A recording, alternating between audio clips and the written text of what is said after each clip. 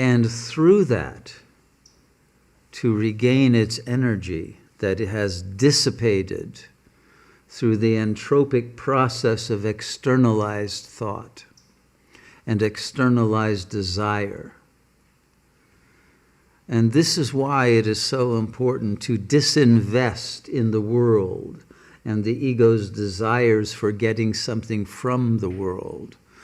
The ego has been in the process of exchanging energy for matter. And thus we have entered into a materialist world, interpreted as filled only with material objects. And we have even become material objects to ourselves. And in that we have lost access to the spark of that creative intelligence and magical empowerment that can realize the world not as matter, but as light, as quantum wave functions that have collapsed, but that can be freed, decollapsed, returned into their ultimate potentiality to reform in a way that truly reflects the beauty of our being. But to do that, we must rediscover the beauty of our being. And we can only do that when we have disidentified from the vehicle of that being and have extracted and withdrawn our attention from the organism, the animal, and from the animal psychology that animates it, back into the spirit, into the angelic, the divine, and the supreme levels of consciousness that inherently belong to us. We derive our being from that level. But we have forgotten our own source and focused on an objective correlate that is an entity in a dream, and come to be hypnotized by the belief that we are that entity. And the knot of language that connects us to that bodily vehicle and its bodily attachments and the network of attachments that is connected to have created a chain of enslavement to the lowest common denominator of consciousness. And until we have freed ourselves from that enchainment into the highest level of consciousness, we will not be able to have the free will and the freedom of action, the freedom of being, to reimagine and remanifest the world in the image of that supreme beauty. So this is the time that all the religions of Kali Yuga, of this past age, since 500 BC, have all prophesied and postulated and aimed toward that moment in which there is once again the revelation of God, the revelation of the real that underlies this veil of illusion, to rip through the veil and its concealment and reveal itself once again as the truth of our nature. And so this moment of revelation is also the moment of our redemption, because we have fallen into a state of suffering and of addiction to our suffering, and to a state of helplessness to be free of that impulse to create further suffering. It's this feeling of being locked in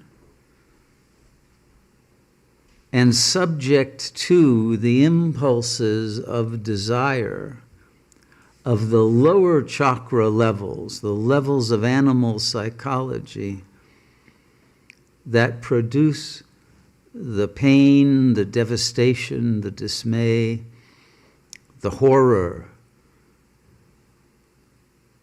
of the ego's blindness to its own true nature. And so the revelation of what is our true nature and its attributes and powers then also give us that capacity for redemption, self-redemption, from a hell realm of our own making. And give us the ability for new creation.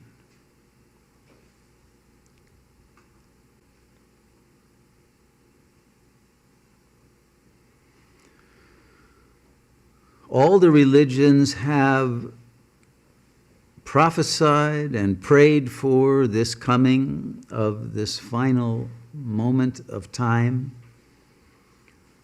and the promise of a new age, a messianic age, an age of the restoration of the kingdom of heaven, the restoration of a Sat Yuga,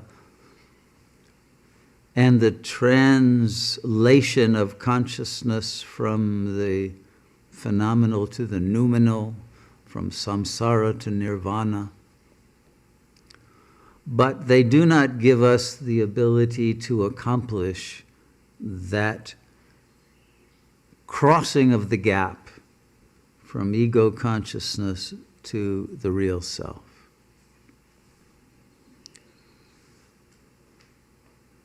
And it is that is the problem, the challenge, that those who are awakened to the need for liberation but cannot take the leap into that abyss of unknownness that requires the death of the ego to reach via the emptiness of the unknowing and the loss of all of the illusions of security and identity that are given by the ego, to take the risk of moving through that dark night of the soul into a new dawn of fullness, of wholeness, of divinization, of theosis, of the recovery of our divine nature in full. That is the promise. But to make it real requires an act of greatest heroism, of courage, of faith, of love,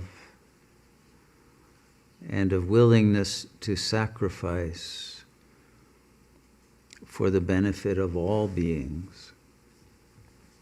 This is the concept of the bodhisattva. It's the concept of that all religions have of such beings of sainthood and sagehood who are willing to take that step into the unknown and to bring back information, energy, and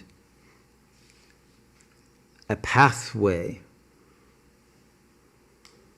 that enables the completion of our human task to become once more divine.